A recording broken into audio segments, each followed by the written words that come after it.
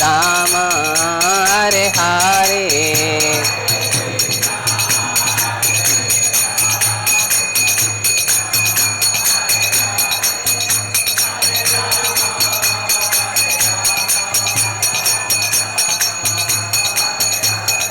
हरे कृष्णा कृष्णा कृष्णा हरे हरे हरे राम राम राम हरे हरे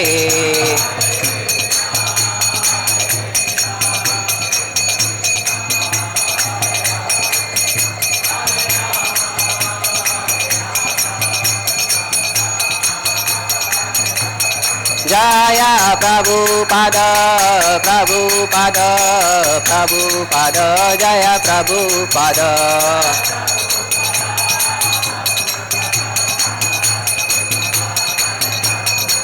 प्रभुपाद प्रभुपाद प्रभुपाद प्रभुपाद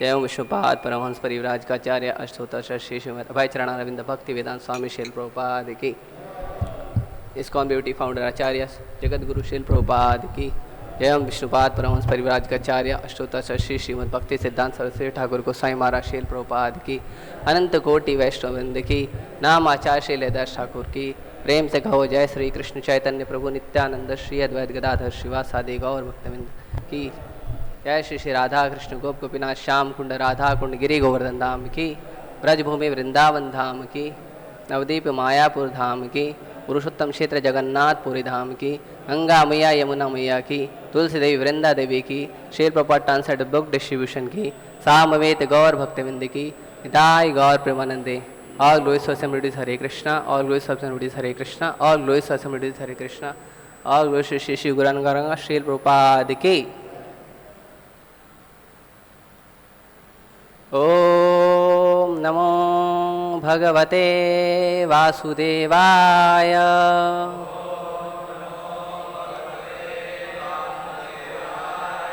ओम नमो भगवते वासुदेवाय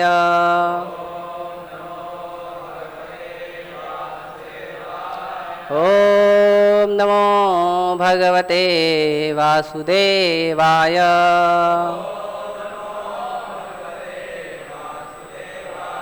नारायणं नमस्कृत्यं नरं चैव नरोत्तमं देवीं सरस्वती व्यासं ततो जयमुदीरये नष्टप्रायेषु अभद्रेषु नित्यं भागवत सेवया भगवते उत्तम श्लोके भक्तिर्भवति नैष्टिकी। हरे कृष्णा। तो प्रत्येक दिन की भांति आज प्रातःकालीन श्रीमद् भागवतम के ऊपर चर्चा करने का प्रयास करेंगे। श्रीमद् भागवतम अध्याय 10 स्कंद 10 अध्याय 13 ब्रह्मा द्वारा बालकों तथा बछड़ों की चोरी और श्लोक संख्या 28। एकदा चारयन् वत्सान् स रामो वनमाशितः पंचशासु त्रियामासु हायेना पूरणीष्वजः एकदा चारयन् वत्सान् स रामो वनमाशितः पंचशासु त्रियामासु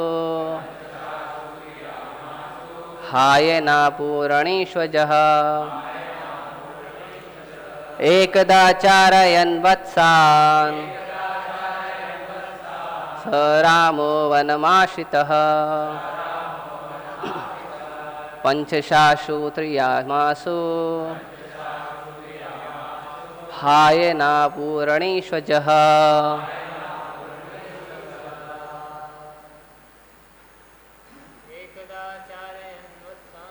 एकदा चारयन् वत्सान् रामो वनमाविशत् पञ्चशासु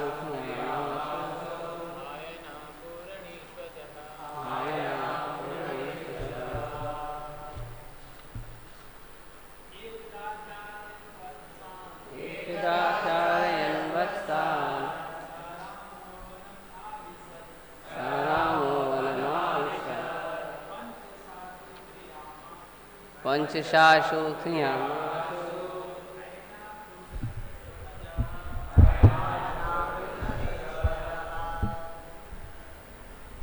माता जी। एकदा चारयन् वत्सान् स रामो वनमाविशत् पंचशासु त्रियामासु हायना पूरणीष्वज। शब्दार्थ, अनुवाद एवं तात्पर्य कृष्ण कृपा मूर्ति अभय चरणाविंद भक्ति वेदांत स्वामी शील प्रभुपाद जी के द्वारा। शील प्रभुपाद की जय। एकदा एक दिन चारयन वत्सान बछड़ों को चराते हुए स रामः श्री बलराम समेत वनम वन में आविशत प्रविष्ट हुए पंचशासु 5 या 6 त्रियामासु रातें हायन पूरा वर्ष अपूरणीषु पूरी न होने पर एक वर्ष में 5-6 दिन शेष रहने पर अजह भगवान श्री कृष्ण। अनुवाद। एक दिन जबकि वर्ष पूरा होने में अभी 5-6 रातें शेष थी, श्री कृष्ण श्री बलराम सहित बछड़ों को चराते हुए जंगल में प्रविष्ट हुए। तात्पर्य। इस समय तक श्री बलराम भी ब्रह्मा की तरह मोह से आवृत थे। श्री बलराम भी यह नहीं जानते थे कि ये सारे बछड़े तथा ग्वाल बाल श्री कृष्ण के ही विस्तार हैं या स्वयं वे भी श्री कृष्ण के विस्तार हैं। श्री बलराम को यह बात वर्ष पूरा होने के केवल 5-6 दिन पूर्व बतलाई गई। ओम अज्ञानतिमिरान्धस्य ज्ञानाञ्जनशलाकया चक्षुरुन्मीलितं येन तस्मै श्रीगुरुवे नमः। श्रीचैतन्यमनोभीष्टं स्थापितं येन भूतले स्वयं रूप कदा मह्यं ददाति स्वपदान्तिकं।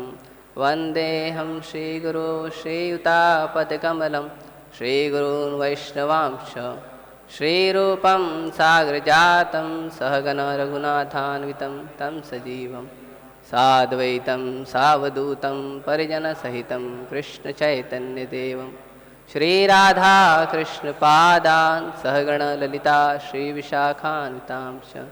नमो विष्णुपादाय कृष्णपृष्ठाय भूतले श्रीमते भक्तिवेदान्त स्वामिनिति नामिने। नमस्ते सारस्वते देवे गौरवाणी प्रचारिणे निर्विशेष शून्यवादी पाश्चात्यदेशतारिणे। नमो महावदन्याय कृष्ण प्रेम प्रदायते कृष्णाय कृष्ण चैतन्य नाम्ने गौरतुषे नमः। हे कृष्णा करुणा सिंधु दीनबंधु जगत्पते गोपेश गोपिका कांत राधा कांत नमस्तुते। तप्त कांचन गौरांगी राधे वृंदावनेश्वरी वृषभानुसुते देवी प्रणमामि हरिप्रिये। वाञ्छाकल्पतरुभ्यश्च कृपा सिन्धुभ्य एव च पतितानां पावनेभ्यो वैष्णवेभ्यो नमो नमः। जय श्री कृष्ण चैतन्य प्रभु नित्यानंद श्री अद्वैत गदाधर श्रीवासादि गौरभक्तवृंद। हरे कृष्णा कृष्ण कृष्णा हरे हरे, हरे राम राम राम हरे हरे।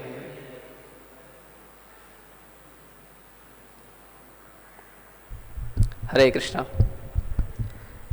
तो परम भगवान के आशीर्वाद से, गुरु महाराज की कृपा से, आप सभी वैष्णव के अनुग्रह से श्रीमद् भागवतम पर चर्चा करने का सौभाग्य प्राप्त हुआ है। तो आप सभी वैष्णवों से मैं आशीर्वाद कृपा की याचना करता हूँ कि आप सभी आशीर्वाद दीजिए कि थोड़ा मैं प्रयास कर सकूँ। यहाँ पे इतने वरिष्ठ वैष्णव बैठे हैं। इसे कॉलेज में होता है कि बड़े बड़े टीचर्स रहते हैं और उनके सामने विद्यार्थी जाता है तो इसे वाइवा देने जाता है। ऐसा मुझे भी लग रहा है कि यहाँ पे सभी वरिष्ठ भक्त बैठे हैं जिनके अनुग्रह से, जिनकी कृपा से मैंने थोड़ा सा प्रयास किया है कृष्ण भक्ति में। तो मैं सभी से कृपा याचना की प्रार्थना करता हूँ कि आप सभी कृपा करिए थोड़ा मैं प्रयास करने का। तो यहाँ पर ब्रह्म विमोहन लीला में यहाँ पर बताया जा रहा है कि ब्रह्म विमोहन लीला है, लेकिन इसमें, इस श्लोक में एक और बात है कि ब्रह्मा जी तो विमोहित हुए, लेकिन यहाँ पर बताया जा रहा है कि श्री बलराम जो भगवान हैं, ऐसे श्रीमद् भागवतम के पहले स्कंद में तीसरे अध्याय के 23 श्लोक में वर्णन आता है, सभी अवतारों का वर्णन आता है। उसमें 23 नंबर श्लोक में वर्णन आता है भगवान श्री कृष्ण और भगवान श्री बलराम का। तो उसमें व्यासदेव जी भगवान शब्द का उपयोग करते हैं दोनों के लिए, भगवान श्री कृष्ण और बलराम दोनों के लिए भगवान। तो बलराम जी भी स्वयं भगवान हैं और प्रभुपाद जी कहते हैं कि जो कृष्ण और बलराम दोनों में कोई भेद नहीं है, केवल रंग का भेद है। कृष्ण और बलराम एक ही है। तो लेकिन श्री बलराम भी विमोहित हो जाते हैं और भगवान ये जो लीलाएं कर रहे हैं, इन लीलाओं में भगवान ब्रह्मा जी को विमोहित करते हैं, बलराम जी को विमोहित करते हैं और फिर पूरी लीला कर रहे हैं। तो एक छोटी सी चीज़ और समझ में आती है श्रीमद् भागवतम के पहले स्कंद के तीसरे अध्याय के 28 नंबर श्लोक में, जो व्यासदेव जी वर्णन करते हैं कि ये सारे जो अवतार हैं, ये जो जितना भी वर्णन किया है भगवान के प्राकट्य का, इसमें कोई अंश है, कोई कला है। हालांकि बलराम जी जो हैं वो भगवान के समान है, लेकिन उसमें व्यासदेव जी वर्णन करते हैं भगवान श्री कृष्ण का नाम उपयोग करके, एतेश्चांश कलापुंसम कृष्णस्तु भगवान स्वयं, कि श्री कृष्ण जो हैं परम भगवान हैं। और ब्रह्मा जी की प्रार्थनाओं में 5.1 में ब्रह्मा जी भी बताते हैं, ईश्वर परम कृष्ण सच्चिदानंद विग्रह अनादिर आदिर गोविंद सर्व कारण कारणम। तो भगवान जो हैं वो परम भगवान हैं, पूरी तरह से स्वतंत्र हैं और संपूर्ण स्वराट हैं। हालांकि भगवान लीलाएं करते हैं भक्तों के आनंद के लिए, भक्तों की इच्छाओं के लिए। जैसे हम कुछ दिनों से पहले पढ़ रहे हैं, चक्रवर्ती प्रभु लगातार लेक्चर ले रहे हैं नरसिंहदेव कथा का, और फिर देवकीनंदन प्रभु ने भी कथा किया नरसिंहदेव का। तो उसमें वर्णन आता है कि नरसिंहदेव प्रकट हुए अपने भक्त का शब्द पूरा करने के लिए। तो भगवान हालांकि प्रकट होते हैं और लीला करते हैं अपने भक्तों के आनंद के लिए, भक्तों के शब्दों को या उनकी इच्छाओं को पूरा करने के लिए। ऐसे ही इसमें भी देखा जाता है, ब्रह्म मोहन लीला में, ये जो लीला है इसमें भी देखा जाता है कि जो वयोवृद्ध गोपियां थी वृंदावन की, माता यशोदा भगवान श्री कृष्ण को आनंद दे रही हैं, एक छोटे बालक की तरह, जैसे अपने पुत्र को सेवा करना है उस तरह से सेवा कर रही हैं, अपना स्तनपान करा रही हैं। तो इस तरह से वयोवृद्ध गोपियां, उनमें भी इच्छा थी कि वे भगवान श्री कृष्ण को अपने पुत्र के रूप में सेवा करें। तो सभी माताएं की ये इच्छा थी, गौएं की भी इच्छा थी कि वो भी भगवान श्री कृष्ण की सेवा करें। तो इस तरह से ये भी एक कारण था इस लीला का। और फिर ब्रह्मा जी आए, ब्रह्मा जी, ये पूरी लीला हो रही है, ब्रह्मा जी आए, उन्होंने बछड़ों को और जो ग्वाल बाल हैं उन्हें ले गए। हालांकि बहुत अच्छी तरह से देवकीनंदन प्रभु ने और कुछ भक्तों ने बताया था कि ये जो ब्रह्मा जी ले गए थे, ब्रह्मा जी तो भौतिक बछड़ों को ही ले जा सकते हैं जो माया के अधीन है, भौतिक चीज़ों को ही हाथ लगा सकते हैं। जो भगवान की लीला शक्ति है या वृंदावन है उसमें ब्रह्मा जी का अधिकार नहीं है। लेकिन ये लीला है, कुछ इस तरह से लीला करते हुए बाद में बताया गया कि इसके तीन सेट हुए थे। एक जो भगवान सब ग्वाल बाल और बछड़े बन गए थे, जो इच्छा पूरी करनी थी वयोवृद्ध माताओं की, गोपियों की वृंदावन में, और गायों की। दूसरे जो योगमाया शक्ति में हैं, और तीसरे जो ब्रह्मा जी ले गए। तो इस तरह से वर्णन करते हुए लीला आगे बढ़ती है। इसमें भगवान अपनी पूरी लीला किए पूरा साल हो गया, जैसे इस श्लोक में पता चलता है, पूरा 1 साल हो गया। ब्रह्मा जी तो विमोहित है, ब्रह्मा जी वहाँ से चले गए, बछड़ों को लेकर चले गए जहाँ पे उनको यथास्थान रखना था, है ना। उसके बाद उन्हें नींद में सुला दिए। जैसे नींद में सुलाते हैं तो क्लोरोफॉर्म वगैरह देते हैं। तो एक लेक्चर में मैंने सुना था, हिज ऑनेरेंस गोपाल कृष्ण गोस्वामी महाराज बता रहे थे कि ब्रह्मा जी का क्लोरोफॉर्म का पावर थोड़ा ज़्यादा है। 1 साल तक उसका काम चल रहा था। तो ये बछड़ों को ब्रह्मा जी लेके गए, बच्चों को, ग्वाल बालों को लेके गए और ले जाके उनको वहाँ पे गहरी नींद में सुला दिए 1 साल के लिए। फिर वो वहाँ से वापस आए। ये लीला हुई थी बलराम जयंती के दिन। तो बलराम जी को उस समय पता नहीं चला, लेकिन 1 साल तक पता नहीं चला। 1 साल तक भगवान ने इतने अच्छे से ये लीला को संपूर्ण किया कि 1 साल तक पता नहीं चला श्री बलराम भगवान को कि ऐसा कुछ हो रहा है। फिर बलराम जी ने कुछ ऐसी चीजें देखी कि जो साधारणतः संभव नहीं थी।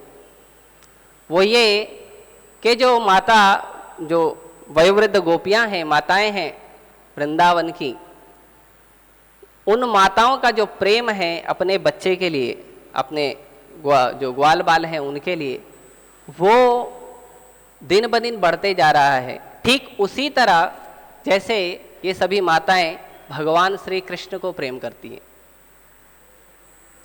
और वैसे ही गायों का भी था। जो गायें हैं उनका भी देखा जा रहा था कि ये जो गायें हैं ये भी अपने बछड़ों को, जैसे भगवान श्री कृष्ण को प्रेम करती हैं, वैसे ही अपने बछड़ों को, और उनमें प्रगाढ़ प्रेम बढ़ते जा रहा था। और हो भी क्यों ना, ये ग्वाल बाल और ये बछड़े सब भगवान स्वयं विस्तार हुए थे ताकि उनकी इच्छा पूरी हो। तो इस तरह से पूरी लीला चल रही थी। लेकिन जो, जैसे कुछ दिन पहले जब गौ माता के वर्णन पर लेक्चर हो रहा था, गौ माता जी के बारे में बताया गया था कुछ समय पहले। तो उसमें बताया गया था कि बछड़े जो होते हैं वो कुछ समय तक या कुछ महीनों तक ही दूध पीते हैं और कुछ समय के बाद वो घास चरने लग जाते हैं अपने आप। तो ऐसा होता है। जय श्री श्री राधा रासदेवी भगवान की जय, श्री श्री सीताराम कृष्ण हनुमान की जय, शील प्रभुपाद की जय, श्री श्री गौर निताई की जय, शील प्रभुपाद की जय। तो जो बछड़े हैं वो कुछ समय तक दूध पीते हैं शुरुआत में और उसके बाद वो चारा खाने लगते हैं। लेकिन कुछ महीनों की बात है, लेकिन ये तो 1 साल बाद भी जो बछड़े 1 साल पहले से वहां पे थे, वो 1 साल बाद भी गौ माता का दूध पी रहे थे। तो थोड़ा सा बलराम जी को अचंभित लगा। और इसके आगे वर्णन आएगा तो उसमें बताया जाएगा कि गोवर्धन पर्वत के ऊपर गाय चर रही थी और उनके बछड़े नीचे थे। तो किस तरह से गौ माता ने अपने बछड़ों को एक दृष्टि से देखा और देखते ही ऊबड़ खाबड़ होने के बावजूद, गोवर्धन पर्वत का जो रास्ता है, ऊबड़ खाबड़ होने के बावजूद वो वहाँ से तेजी से दौड़ते हुए अपने बछड़ों के पास आई, बहुत वात्सल्य में। तो जो ग्वाल बाल, जो वरिष्ठ ग्वाल बाल जो गायों की सेवा कर रहे थे, जैसे गायों की सेवा जो है वो बड़े ग्वाल बाल करते हैं, जो ग्वाले हैं वो करते हैं, और जो बछड़ों की सेवा है वो ग्वाल बाल करते हैं। तो वो भी दौड़ते हुए आए क्योंकि वो गायों की रक्षा कर रहे थे। वो दौड़ते हुए आए ऊपर से, तो उन्हें क्रोध था कि ये गाय हमसे छुड़ाकर इतनी तेजी से क्यों भागी। तो इस क्रोध को, इतना क्रोध था और वो थोड़े से परेशान भी थे। तो साधारणतः क्या होता है कि जब कोई परेशान होता है, क्रोधित होता है, तो उसको प्रकट करता है। लेकिन जब ये सभी ग्वालों ने देखा अपने बच्चों को, तो वो अपना क्रोध भूल गए, पूरी तरह शांत हो गए, आनंद में भर गए, अपने बच्चों को गले लगाए, उनको सूंघ रहे हैं, उनको आलिंगन दे रहे हैं, उन्हें प्रेम कर रहे हैं, और बिना किसी क्रोध को प्रकट किए, बिना किसी परेशानी को प्रकट किए, वो बाद में फिर अपने बच्चों के साथ, अपने ग्वाल बालों के साथ चले गए। तो बलराम जी ये भी देखे तो उन्हें थोड़ा सा संशय हुआ। तब बलराम जी ने भगवान से पूछा कि ऐसा क्यों है। तो इस तरह से जब भगवान लीला कर रहे हैं, तो भगवान, ऐसी हम कई लीलाएं देखते हैं जिसमें भगवान की जो लीलाएं हैं उनसे हर कोई विमोहित हो जाता है। यहाँ पे तो विमोहित कौन हुआ है? श्री बलराम जी स्वयं हुए हैं, तो और बाकियों की बात क्या करें। इसमें ब्रह्मा जी भी विमोहित हुए हैं, हम देखते हैं इंद्र जी भी विमोहित हुए थे, हम देखते हैं शिव जी विमोहित हुए थे। तो इतने बड़े बड़े देवी देवता ये सब विमोहित हो रहे हैं। ब्रह्मा जी इस सृष्टि के रचयिता हैं, इस सृष्टि के रचयिता, उन्हें पता है पूरी सृष्टि है, उन्होंने बनाई है हर वस्तु, वो विमोहित हो रहे हैं। भगवान ब्रह्मा जी से बात करके भगवान बताते हैं और फिर प्रकट होते हैं। ब्रह्मा जी को ये पता होता है जब भगवान प्रकट होंगे, लेकिन फिर भी ब्रह्मा जी विमोहित हो गए। बहुत सुंदर तरीके से भगवान, इसीलिए भगवान क्या है? भगवान संपूर्ण स्वराट है। भगवान क्या लीला करेंगे ये भगवान को पता होता है। और कई लीलाओं में भक्तों को भी पता होता है, लेकिन इस लीला में देखा जाता है एकमात्र भगवान को ही पता था सब कुछ कि क्या हो रहा है। तो इतने बड़े बड़े देवी देवता विचलित हो रहे हैं, फिर हम लोग कैसे समझ सकते हैं भगवान की इन लीलाओं को? इन लीलाओं को हम जैसे मनुष्य कैसे समझेंगे? बहुत सारे लोग प्रयास करते हैं जो ठीक गुरु परंपरा में नहीं है, या जो अलग गुरु परंपरा से अलग, ठीक संस्था में नहीं है। बहुत लोग ऐसा प्रयास करते हैं समझने का, और कुछ लोग बताते भी हैं कि हमको सब आता है भगवद गीता वितरण करने जाओ, कोई ग्रंथ वितरण करने जाओ, तो लोग बोलते हैं पता है सब हमको, क्या क्या हुआ था, कैसे हुआ था, सब पता है। तो ऐसा लोग कहते हैं। कैसे समझ सकते हैं हम? हमारे अंदर 4 दोष हैं, 4 मुख्य दोष, कि हमारी इंद्रियां अपूर्ण है। हमारी कई सारी इंद्रियां ऐसी हैं जो कई सारी पशुओं से भी कम शक्तिमान है, उसमें उतनी शक्ति नहीं। बहुत सारे पशु हैं जिनकी इंद्रियां, किसी की आंख हमसे तेज है, किसी का कान हमसे तेज है, किसी का दौड़ना हमसे तेज है, बहुत सारे पशु हैं, देख सकते हैं। उसके बाद 3 ताप है हमारे पास, 3 तापों में है। ऐसे तो सभी हैं, सारे जीव 3 तापों में हैं। तो इंद्रियां अपूर्ण हैं, इंद्रियां अपूर्ण होने से हम भ्रम में पड़ते हैं। भ्रम में पड़ते हैं तो गलतियां करते हैं, और गलतियां करते हैं तो क्योंकि एक और बहुत बड़ा दुर्गुण है मनुष्यों में या जीव में, कि उसको अहंकार भी है, अपनी गलती नहीं स्वीकार करने का। मुझे भी है थोड़ा, तो हम गलती भी नहीं स्वीकार करते हैं।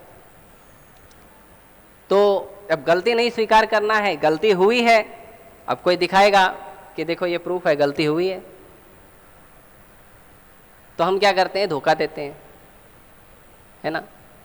तो ये 4 दुर्गुण हैं, जो 4 दोष हैं, फिर 3 ताप है, उस पे हम जन्म मृत्यु जरा व्याधि के चक्र में फंसे हैं।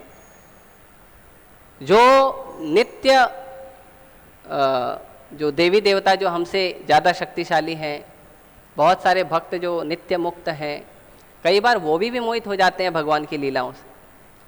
लेकिन हम लोग समझते हैं, या जो जीव है वो समझता है कि वो ज़्यादा अच्छे से जानता है।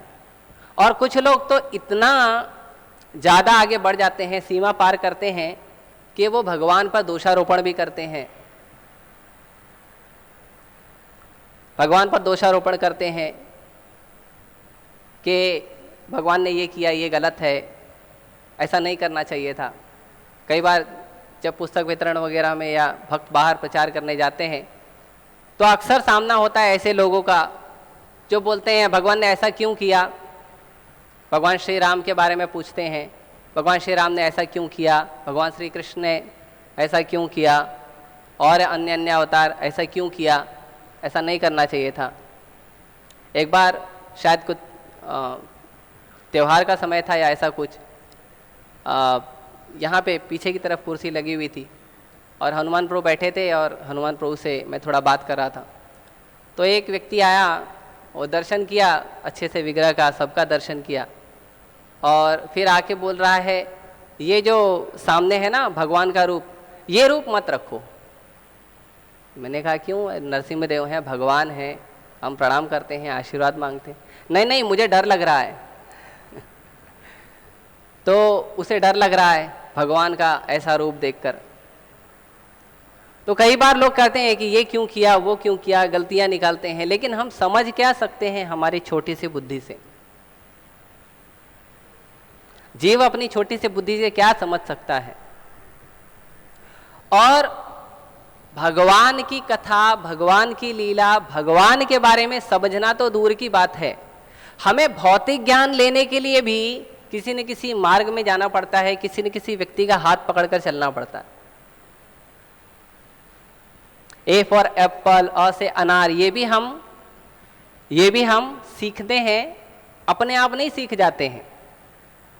जैसे मान लो घर में कोई छोटा सा बच्चा है, 3 महीने का, 5 महीने का, उसके हाथ में कोई वस्तु दे दो, वो उसे समझने का प्रयास करेगा तो कितना समझेगा?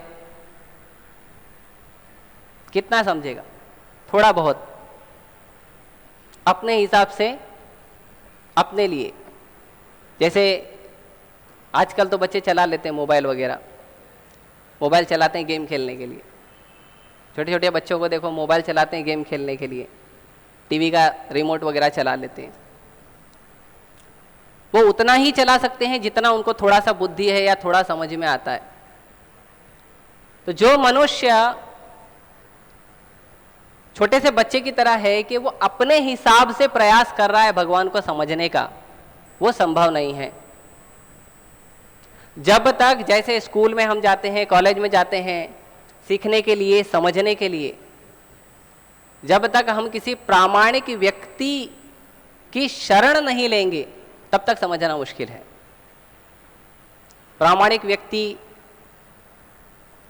प्रामाणिक गुरु परंपरा, जब तक उनकी शरण नहीं लेंगे तब तक नहीं समझ सकते। और एक प्रश्न उठता है, कोई कहता है नहीं ये व्यक्ति प्रामाणिक है। ठीक है, प्रामाणिक हो सकते हैं, लेकिन प्रामाणिक के साथ साथ उसमें और एक चीज होना चाहिए कि वो उस वस्तु में निपुण होना चाहिए। उस जिस चीज को हम समझने का प्रयास कर रहे हैं उसमें वो व्यक्ति उसका प्रयास करने वाला होना चाहिए और वो व्यक्ति उस चीज को समझने वाला होना चाहिए। एक छोटा सा उदाहरण ले सकते हैं, जैसे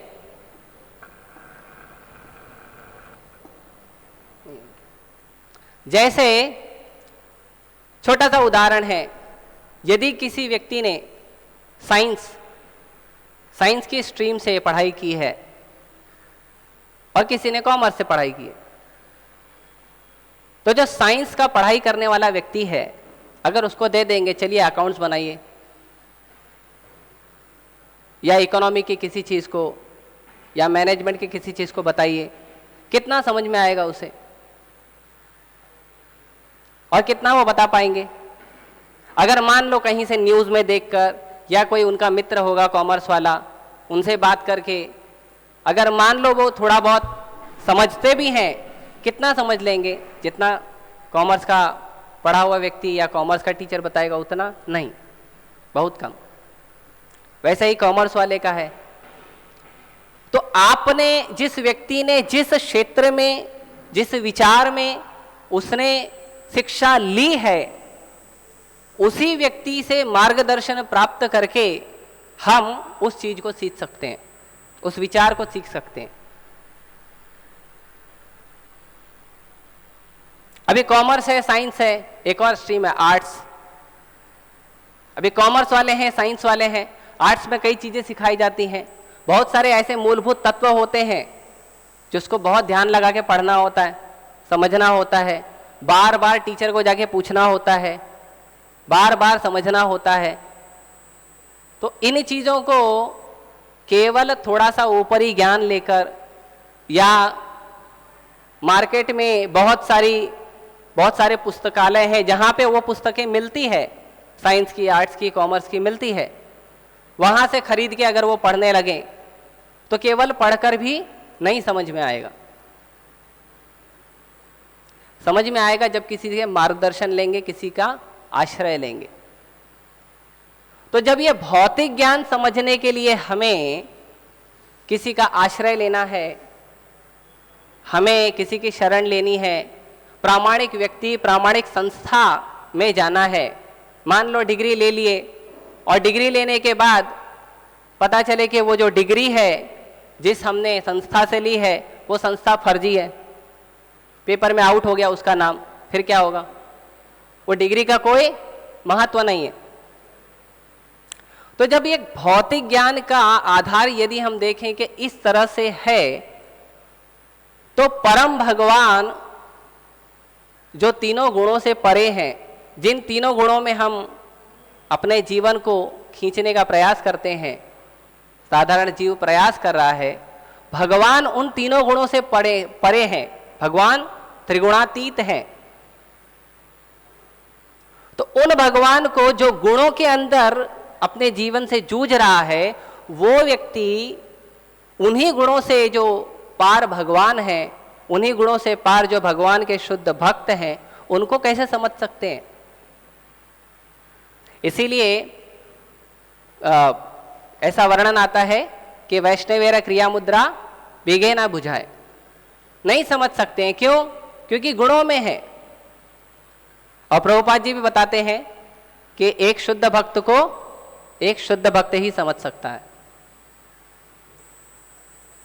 तो इस तरह से जो व्यक्ति तीनों गुणों से जूझ रहा है, यदि उसे समझना है, सच में जिज्ञासा है भगवान की लीलाओं को समझने का, तो उसे प्रामाणिक गुरु की शरण लेनी चाहिए, उसे प्रामाणिक संस्था को ढूंढना चाहिए, उसकी शरण लेनी चाहिए, उनका आश्रय लेना चाहिए और प्रयास भी करना चाहिए। जैसे इस्कॉन में प्रभुपाद जी की कृपा से हमारे पास कुछ मूलभूत सिद्धांत हैं। 16 माला जप करना है, 4 नियम पालन करना है, मॉर्निंग प्रोग्राम करना है। तो इस तरह से जो प्रभुपाद जी ने हमें दिया है, इन्हें पालन करना है। उसके बाद हमें पढ़ना है, भागवतम पढ़ना है, भगवद्गीता पढ़ना है। जिस विचार, जिस क्षेत्र में हम समझने का प्रयास कर रहे हैं उसको करना है। तो जब उसको करते करते हम आगे बढ़ेंगे, तब जाके थोड़ा बहुत आचार्यों की कृपा से, वैष्णव की, वरिष्ठ वैष्णव की कृपा से थोड़ा बहुत हम समझ सकते हैं। थोड़ा बहुत यदि उनकी कृपा हुई, भगवान का अनुग्रह हो, तो हम समझ सकते हैं। ऐसा नहीं है कि हमारे प्रयास से हमको सब कुछ आ जाएगा, नहीं। किसी यूनिवर्सिटी में, किसी कॉलेज में अगर एडमिशन लेने वाले व्यक्ति को ये सोचे कि एडमिशन ले लूँगा, रोज़ मैं कॉलेज जाऊँगा और मैं सब सीख जाऊँगा, नहीं। जितने लोग कॉलेज में एडमिशन लेते हैं और जितने लोग रोज़ जाते हैं, उन सबको डिग्री नहीं मिलती, कुछ लोगों को मिलती है। कुछ लोग पास होते हैं, कुछ लोग नंबर 1, नंबर 2, नंबर 3 आते हैं, सब नहीं आते। तो कौन आते हैं? जो प्रयास करते हैं ठीक से आगे चलने का। तो इस तरह से हम जब सीखने का प्रयास करेंगे तब हमें कुछ समझ में आएगा। हालांकि भगवान ने ये सब जो किया, ये लीला के आयोजन से किया। बलराम जी को, ब्रह्मा जी को, ये सब ब्रह्मा जी को भगवान कुछ सिखाना चाहते हैं, जैसा कि हमने सुना है। और बलराम जी से इसलिए छुपाया गया, ऐसा हमने कुछ लेक्चर में सुना कि बलराम जी बहुत प्रेम करते थे ग्वाल बालों से। उन्हें ठीक नहीं लगता कि ग्वाल बाल उनसे दूर हो गए हैं, ऐसा, तो इसलिए बलराम जी से भी नहीं बताया गया।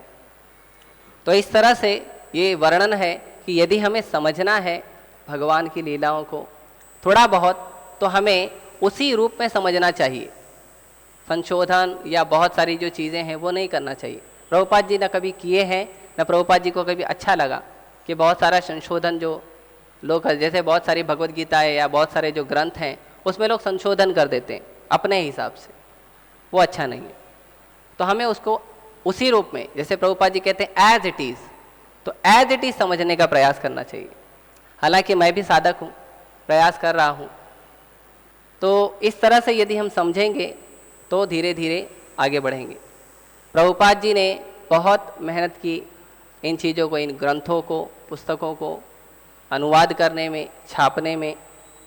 कई बार आप देखेंगे दूसरी संस्थाओं में हम देखेंगे तो यदि आप जाकर उन्हें पूछें कि आपके जो गुरु है, आपके संत हैं, वो इतने महान क्यों हैं, वो लोग बताते हैं महान हैं। तो वो लोग बहुत उनका संघर्ष बताते हैं, बहुत उनका कोई 1-2 लेक्चर दे दिया है तो वो बताते हैं, उनका अपने हिसाब से कुछ पुस्तकें लिखी हैं तो वो बताते हैं। प्रभुपाद जी ने कितना किया, ये हम बराबरी भी नहीं कर सकते जितना प्रभुपाद जी ने किया है। प्रभुपाद जी रात रात भर जाग के जो पुस्तकें हैं उनके ऊपर उनका अनुवाद, उनका तात्पर्य करते थे। और किसी पुस्तक में मैंने नहीं देखा, इस्कॉन की पुस्तकों के अलावा और किसी पुस्तक में मैंने नहीं देखा कि शब्दार्थ भी अवेलेबल है। शब्दार्थ भी है, कॉलेज की पुस्तकों में भी नहीं है आध्यात्मिक पुस्तकों में तो छोड़ दो। हम लोग जब स्कूल टाइम में पढ़ते थे, अभी भी मिलता है मार्केट में, तो एक शब्दार्थ की अलग छोटी पुस्तक आती है, अंग्रेजी का हिंदी में अनुवाद, मराठी में अनुवाद, या हिंदी का मराठी में अलग छोटी पुस्तक आती है। उसी पुस्तक में शब्दार्थ, अनुवाद, और क्योंकि हम अनुवाद पढ़ के भी नहीं समझ सकते हैं, तो प्रभुपाद जी की कृपा है कि हमें तात्पर्य भी मिला है। बहुत आसान करके प्रभुपाद जी ने अपने सभी पूर्ववर्ती आचार्यों की टीकाओं को पढ़कर समझकर हमारे शब्दों में हमारे लिए बहुत आसान बना कर दिए हैं। तो प्रभुपाद जी का भी संघर्ष बहुत है, उन्होंने संघर्ष किया हमारे लिए, उन्होंने संघर्ष किया संपूर्ण विश्व के लिए।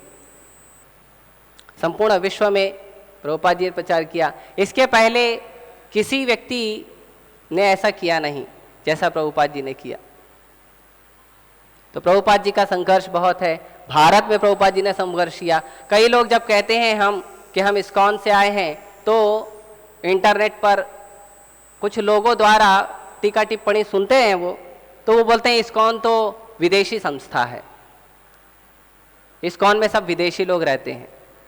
यहाँ तक कि जो वृंदावन में मंदिर है कृष्ण बलराम मंदिर, इतना सुंदर प्रभुपाद जी ने नाम दिया है कृष्ण बलराम मंदिर सब बोलते हैं उसको अंग्रेज मंदिर तो सब लोग विदेशी नाम जोड़ दिए हैं।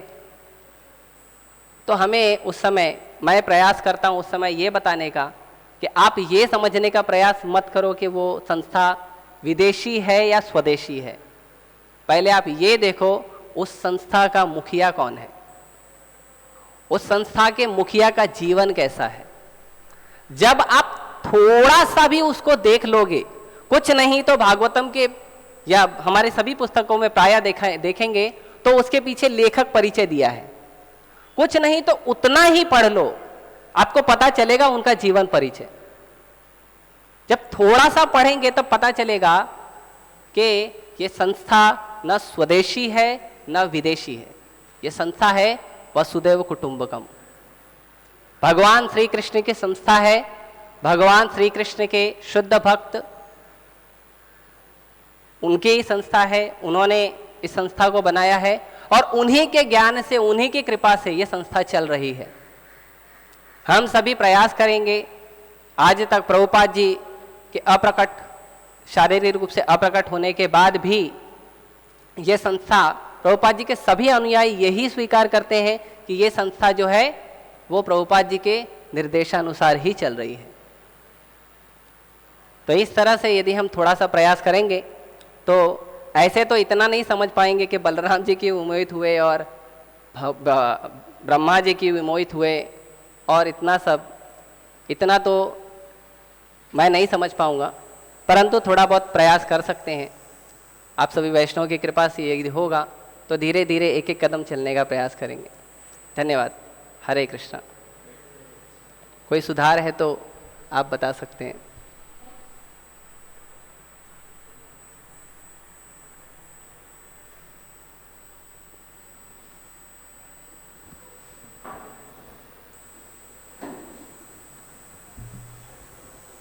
Comment, Fauzi. Thank you very much for very practical experiences also you shared dealing with the people who are visiting temple. One comment which comes in my mind, it says Mahaprasade Govinde Namo Brahmane Vaishnave Swalpa Punya Vratan Rajan Vishwasu Naiva Jayate, which says, O King, for those who have amassed very few pious activities, their faith in Mahaprasad, in Sri Govinda, in the holy name and in the Vaishnava is never born. So just by doing little pious activities, they can never achieve the faith, a trust in the holy name Govinda and Vaishnavas. So that's why Krishna Prabhupada, whenever he says about these Gopa boys, Krita Punja Punja, they have performed a lot of many millions of pious activities. That's how they could associate with the Lord and get in transcendental association. So definitely it is not our cup of milk to understand the glory of the Lord. एक चीज़ के लिए मैं क्षमा चाहूँगा। ऐसे बोलते बोलते एक बार रामरूप प्रभु ने मुझे करेक्ट किया था कि हमें हम नहीं बोलना चाहिए, मैं बोलना चाहिए। तो कई बार पूरी क्लास में मैंने हम का शब्द का उपयोग किया, तो वो मेरी त्रुटि है, उसके लिए क्षमा कीजिए। प्रभु जी बहुत बहुत धन्यवाद। ग्रंथराज श्रीमद् भागवतम की जय, श्रील प्रभुपाद की जय। हरे कृष्ण।